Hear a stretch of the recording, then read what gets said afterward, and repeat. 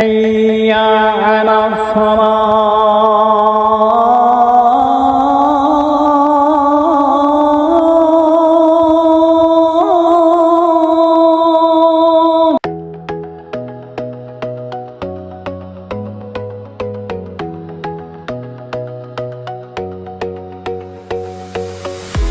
আসসালামু আলাইকুম ওয়ারাহমাতুল্লাহি ওয়া বারাকাতুহু। বিকালে অবসর টাইমে চলে আসলাম গ্রামের মাঠের দিকে। আমি এখন দাঁড়িয়ে আছি ঝিনাইদহ ৭ নম্বর মহারাজপুর ইউনিয়ন নৃসিংহপুর গ্রামের মাঠের মাঝখানে। কি মনে করছেন যে আমি এমনিতে আসলাম? না, আমার সাথে আসছে একজন মহান ব্যক্তি। হ্যাঁ, তাকে আপনারা অবশ্যই চিনবেন। এই বিশ্ব রেকর্ড করা একটা আজান দিয়ে সে আপনাদের মনটাকে কেড়ে নিয়েছিল। সে যে আজান দিয়েছিল, প্রায় ১.৫ লক্ষ মানুষ তাকে পছন্দ করে ভিডিওটা দেখেছিল। হ্যাঁ, সে আছে আমার সাথে।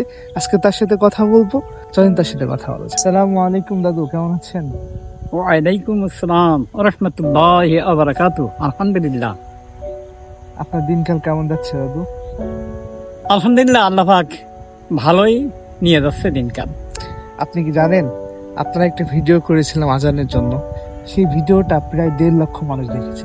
আলহামদুলিল্লাহ। আচ্ছা দাদু, আমি আপনার সাথে একটা কথা জিজ্ঞাসা করতে চাই। আপনি এখন কর্ম কি করেন?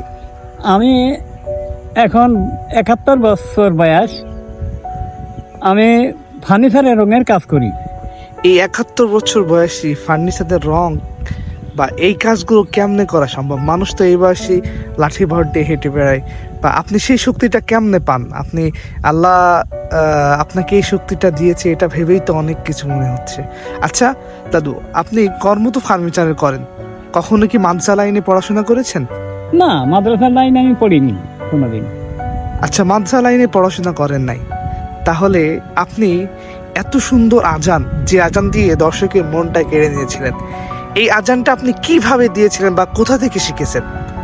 আজানটা আমি আস্তে আস্তে, তখন টিভিতে আজান দিত, ওই ওখান থেকেই আমি সংগ্রহ করেছি। আস্তে আস্তে সুরটা নিজেই আল্লাহ পাকের রহমতে তৈরি করেছি। আমি আজানটা দিই ওইভাবেই। প্রিয় দর্শক, আপনারা শুনতে পেলেন যে দাদু বলল যে আমি ছোটকাল থেকে টিভিতে আজান শুনেছি, সেই আজান শুনেই আমি এত সুন্দর আজান শিখেছি। অতএব এই টিভি থেকেও ভালো কিছু করা যায়, তা আমার দাদুর দেখে আমি প্রমাণিত হলাম।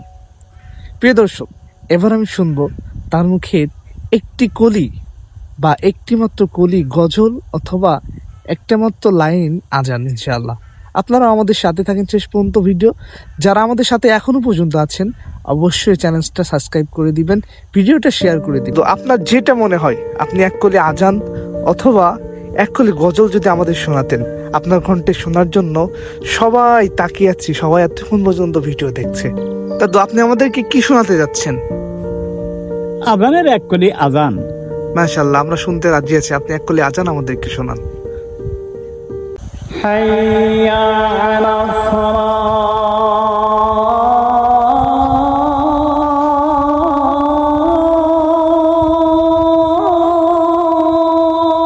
দর্শক, আপনারা শুনতে পেলেন তার এক কলি আজান।